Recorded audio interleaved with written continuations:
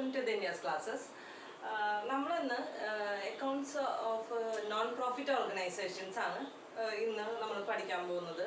അതിൽ ഒരു അത്യാവശ്യം നല്ല ക്വസ്റ്റ്യനാണ് ഞാനിവിടെ എഴുതി വെച്ചിരിക്കുന്നത്. ഇത് നമ്മുടെ +2 എക്സാമിന് 8 മാർക്സ് ക്വസ്റ്റ്യൻ ആയിട്ടാണ് ചോദിക്കുന്നത്. അതായത് ചെറിയൊരു എസ്സേ ടൈപ്പ് ക്വസ്റ്റ്യൻ ആയിട്ടാണ് ചോദിക്കുന്നത്. നമുക്ക് നോക്കാം, സമയം കളയാണ്ട് നമുക്കിത് പഠിക്കാം. ഓക്കെ, അപ്പം ഞാനിവിടെ ഓൾറെഡി ഒരു ക്വസ്റ്റ്യൻ എഴുതി വെച്ചിട്ടുണ്ട്, ഞാനൊന്ന് വായിക്കാം. Following is the receipt and payment account for 31/12/2013. Receipts, balance brought down, അതുപോലെ തന്നെ subscription, interest, donation for building fund. അപ്പോൾ ഡൊണേഷൻസ് ഞാൻ ഓൾറെഡി ബേസിക്കലി പറഞ്ഞിട്ടുണ്ടായിരുന്നു. ഡൊണേഷൻ 2 ടൈപ്പ് ഉണ്ട്, ഒന്ന് ജനറൽ പർപ്പസിനും ഒന്ന് സ്പെസിഫിക് ആയിട്ട് എന്തിനെങ്കിലും വേണ്ടിയിട്ട്. അപ്പോൾ ഈ ജനറൽ പർപ്പസിനുള്ളത് നമ്മൾ ഇൻകം ആൻഡ് എക്സ്പെൻഡിച്ചറിൽ ഇൻകം ആയിട്ട് എഴുതും. പക്ഷേ ഇത് ബിൽഡിംഗ് ഫണ്ട് എന്ന് പറയുന്നത് ബിൽഡിംഗ് ഫണ്ടിന് വേണ്ടിയിട്ടുള്ള ഡൊണേഷനാണ്, അതായത് സ്പെസിഫിക് ആണ്. അപ്പോൾ നമ്മൾ ഇത് നമ്മുടെ ഇതിലെഴുതും, ബാലൻസ് ഷീറ്റിൽ എഴുതും. ഇനി മിസലേനിയസ് റെസിപ്റ്റ്സ്, പിന്നെ സെയിൽ ഓഫ് ഗ്രാസ് ഒക്കെ വിറ്റപ്പോൾ എത്ര രൂപ കിട്ടിയിട്ടുണ്ട്, പേയ്മെന്റ് റെന്റ് വന്നിട്ടുണ്ട്, സാലറി വന്നിട്ടുണ്ട്, പിന്നെ സൺട്രി എക്സ്പെൻസസ് കുറച്ച് വന്നിട്ടുണ്ട്, ഇൻവെസ്റ്റ്മെന്റ് പർച്ചേസ്ഡ്, കുറച്ച് ഇൻവെസ്റ്റ്മെന്റ് പർച്ചേസ് ചെയ്തിട്ടുണ്ട്, പിന്നെ ന്യൂസ് പേപ്പർ, പിന്നെ സ്പോർട്സ് എക്യുപ്മെന്റ് മേടിച്ചിട്ടുണ്ട്, ബാലൻസ് ക്യാരി ഡൗൺ വരുന്നുണ്ട്. പിന്നെ അടുത്ത അഡ്ജസ്റ്റ്മെന്റിലേക്ക് വരാണെങ്കിൽ subscription outstanding at the end of 2012 subscription outstanding ഉണ്ടായിരുന്നത് 4,500 rupees ആണ്. 2013 അത് 6,500 ആയി. സാലറീസും അതുപോലെ തന്നെ outstanding 2,500, 2013 4,000. On 31st December 2012, club has investment worth rupees 20,000, പിന്നെ furniture 12,000, sports equipment 40,000. Prepare income and expenditure account and balance sheet for 31/12/2013 after depreciation. Furniture at 10% and sports equipment at 20%. നമുക്ക് ഇതാണ് നമ്മുടെ ക്വസ്റ്റ്യൻ. നമുക്ക് ഇനി ഇത് എങ്ങനെയാണ് ചെയ്യാന്ന് നോക്കാം. ഓക്കെ, ഞാനിവിടെ ഓൾറെഡി ഇവിടെ ഇൻകം ആൻഡ് എക്സ്പെൻഡിച്ചർ അക്കൗണ്ടും ബാലൻസ് ഷീറ്റും ഒക്കെ ഇവിടെ ഡ്രോ ചെയ്ത് വെച്ചിട്ടുണ്ട്. ഓരോന്നായിട്ട് നമുക്ക് നോക്കാം. അപ്പോൾ ഇൻകം ആൻഡ് എക്സ്പെൻഡിച്ചർ അക്കൗണ്ട് നമ്മൾ നമ്മുടെ similar to that of profit and loss account. അപ്പോൾ എങ്ങനെയാണ് പ്രോഫിറ്റ് ആൻഡ് ലോസ് അക്കൗണ്ടിൽ നമ്മൾ എന്തെങ്കിലും എക്സ്പെൻസ് വന്നാൽ അത് ഡെബിറ്റ് ചെയ്യും, എന്തെങ്കിലും ഇൻകം വന്നാൽ അത് ക്രെഡിറ്റ് ചെയ്യും. ഇത് സെയിം വേ ഇവിടെ എക്സ്പെൻസസ് ആണ് നമ്മൾ എഴുതുക, ഇവിടെ നമ്മൾ ഇൻകം ആണ് എഴുതേണ്ടത്. ഓക്കെ, ഇനി ഞാനിവിടെ വരച്ചിരിക്കുന്നത് balance sheet as on 31st December 2012. എന്തിനാണ് ഇത്? നമ്മുടെ അടുത്ത് പറഞ്ഞിരിക്കുന്നത് ഇൻകം ആൻഡ് എക്സ്പെൻഡിച്ചറും ബാലൻസ് ഷീറ്റും ആണ്. കഴിഞ്ഞ കൊല്ലത്തെ ബാലൻസ് ഷീറ്റ് ആണ് കണ്ടോ, 31st December 2012. എന്തിനാണ് നമുക്കിത് പ്രിപ്പയർ ചെയ്യേണ്ട ആവശ്യം? ഓക്കെ, എന്തുകൊണ്ടാണ് ഇത് ബാലൻസ് ചെയ്ത് കിട്ടുന്ന എമൗണ്ട് ആണ് ക്യാപിറ്റൽ ഫണ്ട്. അതായത് നോൺ പ്രോഫിറ്റ് ഓർഗനൈസേഷനിൽ നമ്മൾ ക്യാപിറ്റൽ എന്നുള്ളൊരു വേർഡ് ഇല്ല, അതിന് പകരം നമുക്ക് കിട്ടാം നമ്മൾ പറയാം ക്യാപിറ്റൽ ഫണ്ട് എന്നാണ് പറയാ. ഇത് ബാലൻസ് ഇത് കിട്ടുന്നതാണ് നമുക്ക് ക്യാപിറ്റൽ ഫണ്ട് ആയി കിട്ടാം. ആ ക്യാപിറ്റൽ ഫണ്ട് ഇവിടുത്തെ ബാലൻസ് ഷീറ്റിൽ എഴുതണം. എത്രയാണ് ക്യാപിറ്റൽ? അതിന് വേണ്ടിയിട്ടാണ് ഈ ലാസ്റ്റ് ഇയറത്തെ ബാലൻസ് ഷീറ്റ് നമ്മൾ പ്രിപ്പയർ ചെയ്യുന്നത്. ഇൻകം ആൻഡ് എക്സ്പെൻഡിച്ചർ അക്കൗണ്ട് എന്തിനാണ് പ്രിപ്പയർ ചെയ്യുന്നത്? സർപ്ലസ് ആണോ അതോ ഡെഫിസിറ്റ് ആണോ എന്നറിയാനായിട്ട്. സർപ്ലസ് ഡെഫിസിറ്റ് എന്നുള്ളത് +2 ന്യൂ ടേം ആയിരിക്കും. നേരെ മറിച്ച് നമ്മൾ +1 ഫിനാൻഷ്യൽ സ്റ്റേറ്റ്മെന്റ് പ്രിപ്പയർ ചെയ്യുമ്പോൾ, അതായത് പ്രോഫിറ്റ് ആൻഡ് ലോസ് പ്രിപ്പയർ ചെയ്യുമ്പോൾ നമ്മൾ പറയാറുണ്ട് പ്രോഫിറ്റ് ലോസ് എന്ന് പറയാറുണ്ട്.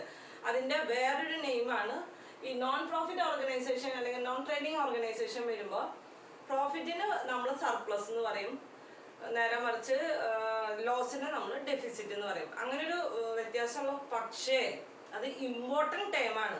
ഇത് 2 കൊല്ലത്തെ ക്വസ്റ്റ്യൻ പേപ്പറിൽ കണ്ടിന്യൂസ് ആയിട്ട് സെയിം കാര്യം ചോദിച്ചിട്ടുണ്ട്.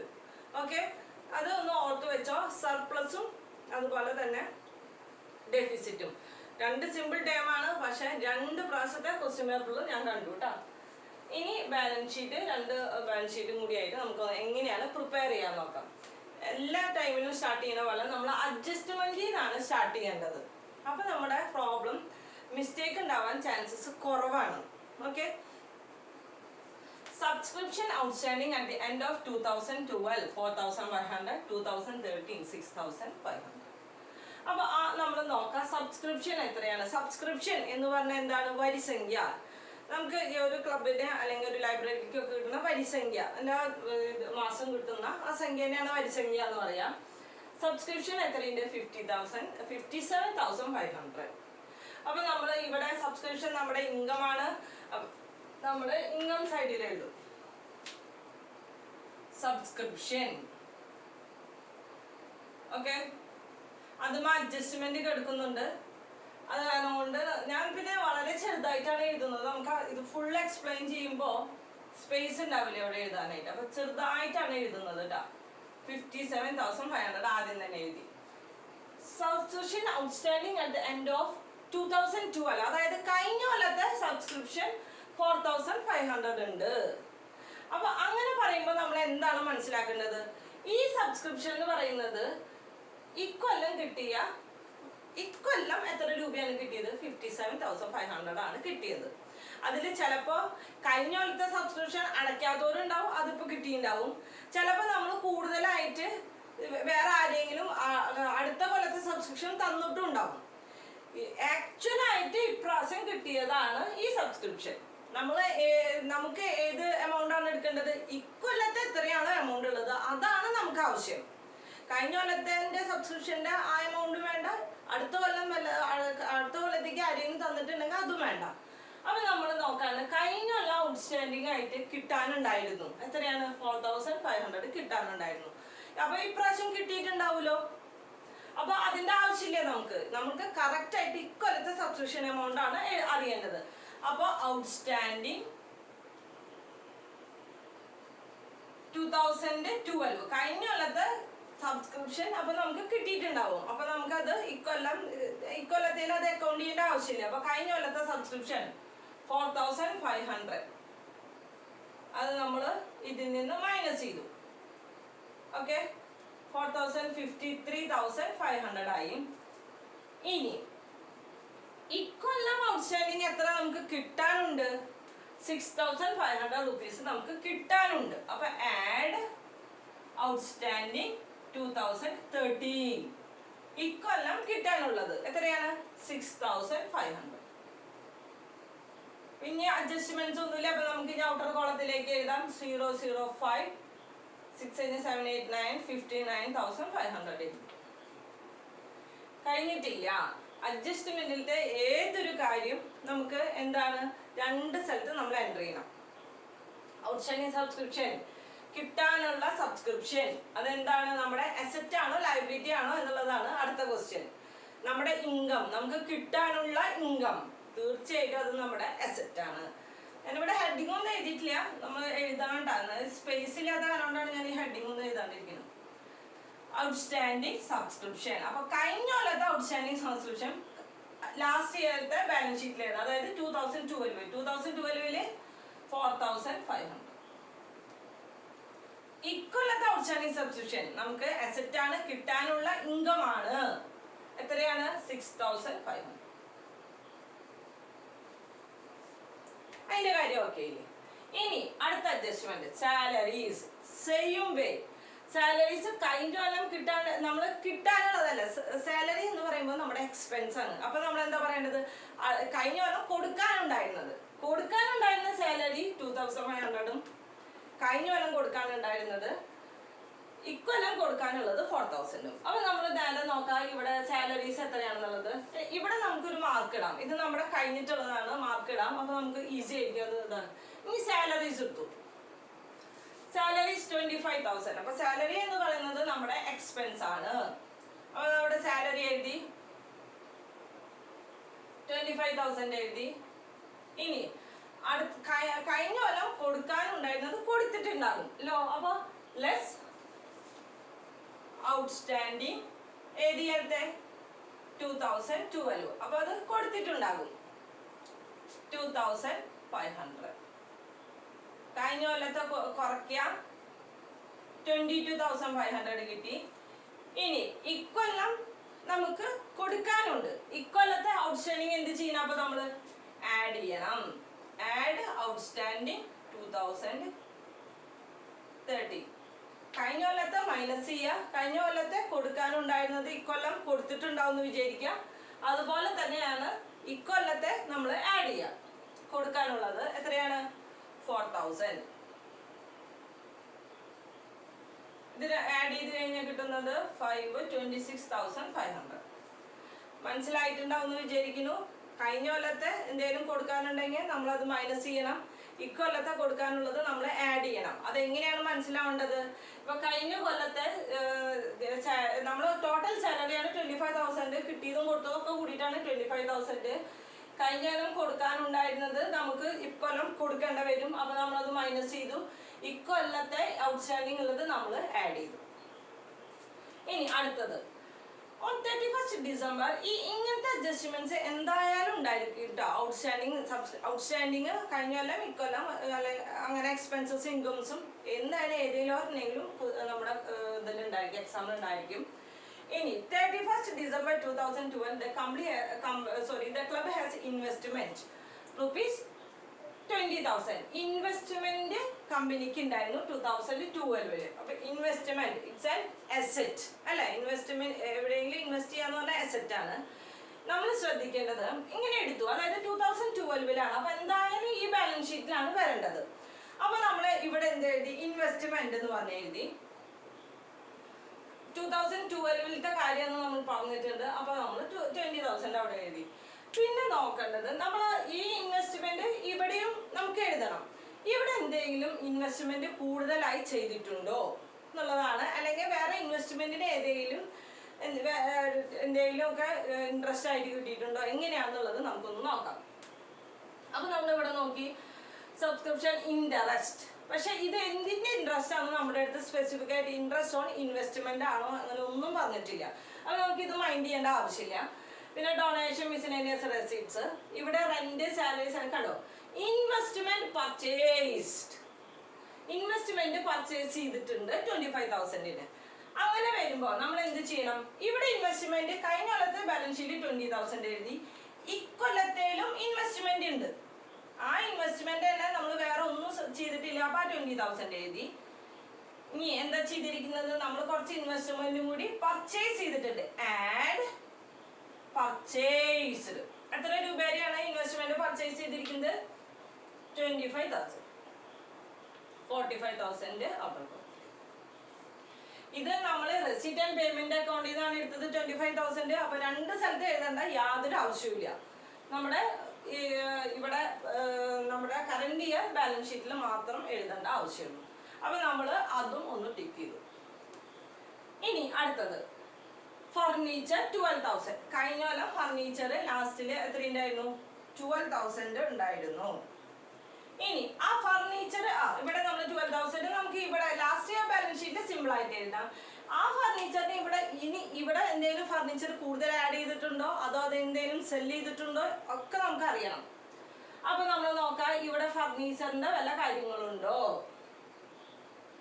ഫർണിച്ചർ ഇല്ല, സ്പോർട്സ് എക്യുപ്മെന്റ് കിടക്കുന്നുണ്ട്, വേറെ ഫർണിച്ചറിന്റെ ഒന്നുമില്ല. പക്ഷേ ഇവിടെ നോക്കുക, ക്വസ്റ്റ്യൻ ഫുള്ള് വായിച്ചൊക്കെ കണ്ടോ. ഡിപ്രീസിയേഷൻ എത്ര പറഞ്ഞിട്ടുണ്ട്? 10% പറഞ്ഞിട്ടുണ്ട്. അപ്പൊ നമ്മൾ എന്ത് എഴുതും? ഇവിടെ ഫർണിച്ചർ എന്ന് പറഞ്ഞിട്ട് 12,000 എഴുതും. ഫർണിച്ചർ എത്രയാണ്? Depreciating furniture at 12,000. ഒരു second. Depreciation furniture 12,000. Okay, furniture. അപ്പൊ ഈ 12,000 എഴുതി നമ്മൾ ലെസ് 10%. 10% കാണാൻ വളരെ എളുപ്പമാണ്. ഇതിൽ നിന്ന് ഒരു 0 കട്ട് ചെയ്താൽ മതി. അപ്പൊ 1,200. 12,000 മൈനസ് 1,200 10,800. ഡിപ്രീസിയേഷൻ അഡ്ജസ്റ്റ്മെന്റിലാണല്ലോ, രണ്ട് സ്ഥലത്ത് വരണല്ലോ. Depreciation on furniture it's an our expense.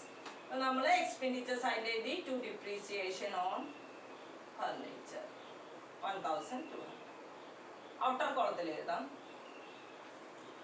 അടുത്തത് സ്പോർട്സ് എക്യുപ്മെന്റ് 40,000. അഗെയിൻ നമ്മൾ ഇവിടെ എഴുതി സ്പോർട്സ് എക്യുപ്മെന്റ് എഴുതി. കഴിഞ്ഞ കൊല്ലത്തെ ബാലൻസ് ഷീറ്റിൽ അവിടെ പ്രത്യേകിച്ച് ഒരു അഡ്ജസ്റ്റ്മെന്റും വരുന്നില്ല. അപ്പൊ നമ്മളത് സിമ്പിൾ ആയിട്ട് ഇവിടെ എഴുതി 40,000 എഴുതി. പക്ഷേ ഇവിടെ എന്തെങ്കിലും മേടിക്കുകയോ നമ്മൾ സെല് ചെയ്യുകയോ എന്തെങ്കിലും ചെയ്തിട്ടുണ്ടോ നോക്കാം. സബ്സ്ക്രിപ്ഷൻ, ഇൻട്രസ്റ്റ്, ഡൊണേഷൻ ഇവിടെ ഒന്നുമില്ല. റെന്റ്, സാലറി, കണ്ടോ. സ്പോർട്സ് എക്യുപ്മെന്റ് അതിവിടെ പ്രത്യേകിച്ച് നമുക്ക് ഡേറ്റ് തന്നിട്ടുണ്ട്.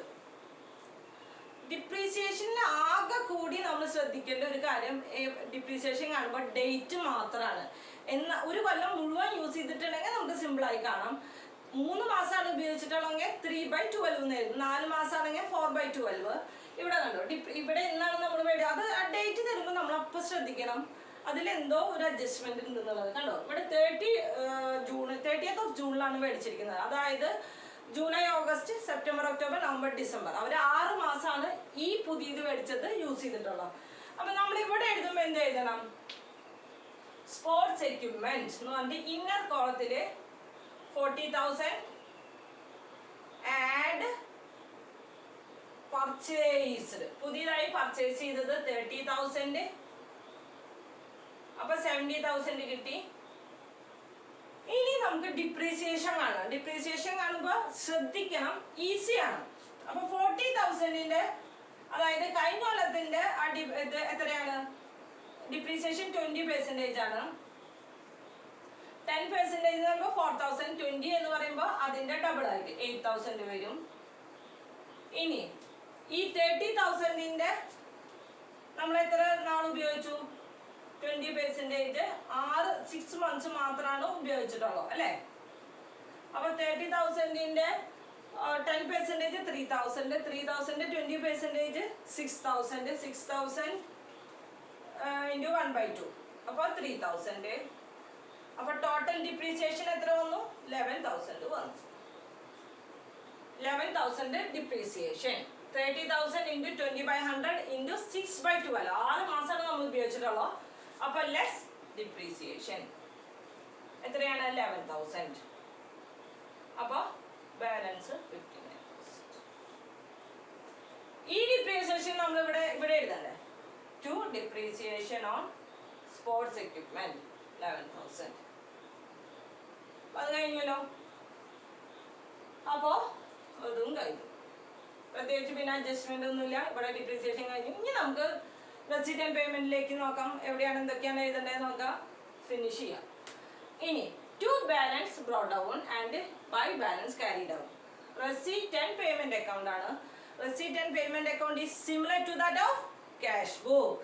അപ്പൊ ഇത് ബാലൻസ് ബ്രോട്ട് ഡൗൺ എന്ന് പറയുന്നത് അപ്പൊ നമ്മുടെ ക്യാഷ് ഉണ്ടായിരുന്നതാണ്. ക്യാഷ് ഉണ്ടായിരുന്നത് ഈ തുടക്കത്തിൽ ക്യാഷ് ഉണ്ടായിരുന്നു. ബാലൻസ് ബ്രോട്ട് ഡൗൺ എന്ന് പറഞ്ഞാൽ കഴിഞ്ഞ കൊല്ലത്തെ ക്യാഷ് നമ്മൾ ഇങ്ങോട്ട് കൊണ്ടുവന്നു, ബ്രിങ് ചെയ്തു. അപ്പൊ ഇത് ക്യാഷ് ബാലൻസ് ആണല്ലോ. അപ്പൊ ഇവിടെ കഴിഞ്ഞ കൊല്ലത്തെ ബാലൻസ് ഷീറ്റില് ആദ്യത്തെ ഓപ്പണിംഗ് ബാലൻസ് എഴുതാം. ക്യാഷ് ആയിട്ട് 3,500 ഉണ്ടായിരുന്നു. ഇനി ഇപ്പൊ ഇതൊക്കെ ഇക്കൊല്ലത്തെ കഴിഞ്ഞിട്ട് ഇപ്പൊ നമ്മുടെ കയ്യിൽ എത്ര ക്യാഷ് ഉണ്ട്? ക്ലോസിംഗ് ബാലൻസ് ആയിട്ട് എത്ര ക്യാഷ് ഉണ്ട്? 33,200. അപ്പൊ അത് ഇക്കൊല്ലത്തെ ബാലൻസ് ഷീറ്റിൽ എഴുതാം. Cash in hand 33,200. അപ്പൊ ഇതും കഴിഞ്ഞു, ഇതും കഴിഞ്ഞു. ഇനി എന്താണ് പറഞ്ഞിരിക്കുന്നത്? ഇൻട്രസ്റ്റ് 400. റെസിപ്റ്റ് സൈഡിലാണ് ഇൻട്രസ്റ്റ് വന്നിരിക്കുന്നത് അല്ലെ? അപ്പൊ നമ്മൾ ഇവിടെ എഴുതാം ഇൻട്രസ്റ്റ് 400. ഇനി ഒക്കെ റെസിപ്റ്റ് സൈഡാണ് നമ്മൾ ആദ്യം നോക്കുന്നത്. ഡൊണേഷൻ. ഡൊണേഷൻ ജനറൽ ആയിട്ടുള്ള ഡൊണേഷൻ നമ്മുടെ ഇൻകം ആണ്. എന്തെങ്കിലും സ്പെസിഫിക് ആയിട്ട് ആവശ്യത്തിനാണെങ്കിൽ, അതായത് ഇപ്പൊ ഇവിടെ സ്പെസിഫിക് ആവശ്യം എന്ന് പറഞ്ഞിട്ട് ബിൽഡിംഗ് ഫണ്ട് എന്ന് പറഞ്ഞിട്ടുണ്ട്. അപ്പൊ നമ്മളിവിടെ ഡൊണേഷൻ എത്രയാണ്? 6,000. ഇന്നർ കോളത്തിൽ എഴുതി. മിസ്ലേനിയസ് റെസീപ്റ്റ്സ്, അത് വേറെ കുറച്ച് മിസ്ലേനിയസ് ആയിട്ട് കുറച്ച് അല്ലറ ചില്ലറൊക്കെ ആയിട്ട് നമുക്ക് റെസീപ്റ്റ് കിട്ടിയിട്ടുണ്ട്. അത് നമ്മുടെ ഇൻകം ആണ്. 620. Sale of grass. ഗ്രാസ് വിറ്റപ്പോ നമുക്ക് കുറച്ച് പൈസ കിട്ടി, അത് നമ്മുടെ ഇൻകം ആണ്. സെയിൽ ഓഫ് ഗ്രാസ് എത്രയാണ്? 200 ആണ്. ഇനി റെന്റ് കൊടുത്തു, അത് നമ്മുടെ എക്സ്പെൻസ് ആണ്. ടു റെന്റ് എത്രയാണ്? 10,500. സാലറിയുടെ കഴിഞ്ഞിട്ടുണ്ട്. Sundry expense 3,500. Sundry expense 2,500. ഇൻവെസ്റ്റ്മെന്റിന് കഴിഞ്ഞു. ന്യൂസ് പേപ്പറിന് കൊടുക്കേണ്ടി വന്ന പൈസ. News paper 1,000. സ്പോർട്സ് എക്യുപ്മെന്റ് കഴിഞ്ഞു. ബാലൻസ് ഷീറ്റ് കഴിഞ്ഞു. എല്ലാതും എഴുതി കഴിഞ്ഞു. ഇനി നമുക്കിതൊന്നും ബാലൻസ് ചെയ്ത് നോക്കാം, ബാക്കിയുള്ളത് നോക്കാം. അപ്പൊ ആദ്യം തന്നെ നമ്മൾ എന്ത് എഴുതണം, ഈ കഴിഞ്ഞ കൊല്ലത്തെ ബാലൻസ് ഷീറ്റ് നമുക്ക് ബാലൻസ് ചെയ്യണം. അപ്പൊ ഇവിടെ ഇപ്പൊ പ്രത്യേകിച്ച് വേറെ എമൗണ്ട് ഒന്നുമില്ല. അപ്പൊ ഇത് ടോട്ടൽ ചെയ്ത് കിട്ടുമ്പോഴത്തെ എമൗണ്ട് എത്രയാന്ന് നോക്കാം. ഞാൻ ഇനി ആഡ് ചെയ്തിട്ടൊന്നും സമയം കളയുന്നില്ല കേട്ടോ. അപ്പൊ കഴിഞ്ഞ കൊല്ലത്തെ ബാലൻസ് ചെയ്യുമ്പോൾ ഇവിടെ നമ്മൾ വേറൊരു കാര്യം എഴുതാൻ വിട്ടത് എന്താണെന്നറിയോ? ഔട്ട്സ്റ്റാൻഡിങ് സബ്സ്ക്രിപ്ഷൻ നമ്മൾ സിമ്പിൾ ആയി എഴുതി, ഔട്ട്സ്റ്റാൻഡിങ് സാലറി നമ്മൾ എഴുതാൻ വിട്ടുപോയി, സോറി. അപ്പൊ ഔട്ട്സ്റ്റാൻഡിങ് സാലറി, കഴിഞ്ഞ കൊല്ലത്തെ ഔട്ട്സ്റ്റാൻഡിങ് സാലറി നമ്മൾ ഇവിടെ ലൈബിലിറ്റി ആയിട്ട് എഴുതും. അതുപോലെ തന്നെ ഇവിടെയും ഇക്കൊല്ലത്തെ ഔട്ട്സ്റ്റാൻഡിങ് സാലറി 4000 എഴുതും. ഞാൻ വിട്ടുപോയതാട്ടാ, സോറി. അപ്പൊ ഈ സൈഡ് ഫുള്ള് ടോട്ടൽ ചെയ്യുമ്പോൾ 80,000 വരും. അയ്യോ, ഇത് ഇന്നർ കോളത്തിൽ വേണ്ട, ഔട്ടർ കോളത്തില്. ഇത് ആഡ് ചെയ്യുമ്പോൾ 80,000 വരും. ഇത് ഇവിടെയാണല്ലോ അപ്പൊ ബാലൻസിങ് ഫിഗർ ആയിട്ട് വരുന്നത്. ബാലൻസിങ് ഫിഗർ നമ്മൾ ക്യാപിറ്റൽ ഫണ്ട് എന്ന് പറഞ്ഞ് എഴുതും. ക്യാപിറ്റൽ ഫണ്ട്, അതായത് BF എത്രയാണ്? 77,500. ഇത് ബാലൻസിങ് ഫിഗർ ആണ്. ഈ ക്യാപിറ്റൽ ഫണ്ടിനെ നമ്മൾ ഇവിടേക്ക് എടുത്ത് എഴുതും.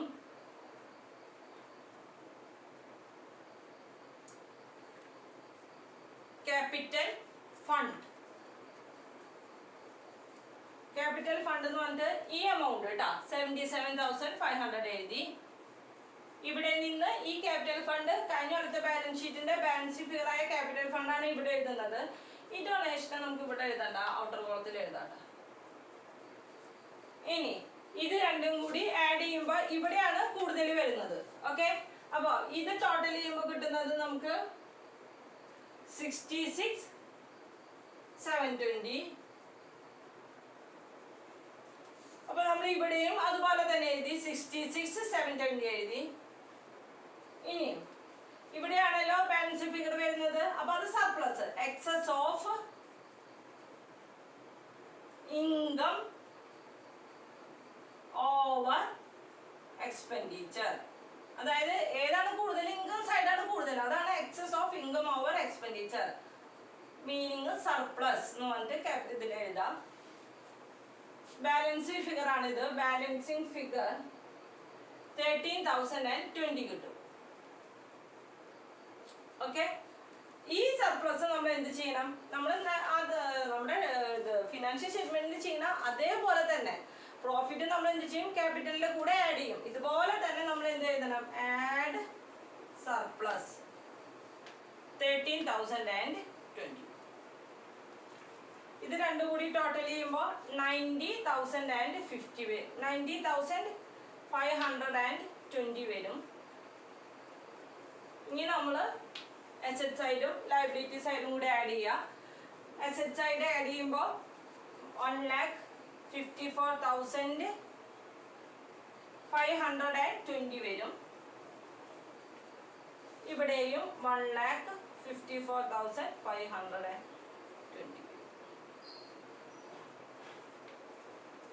ഓക്കെ,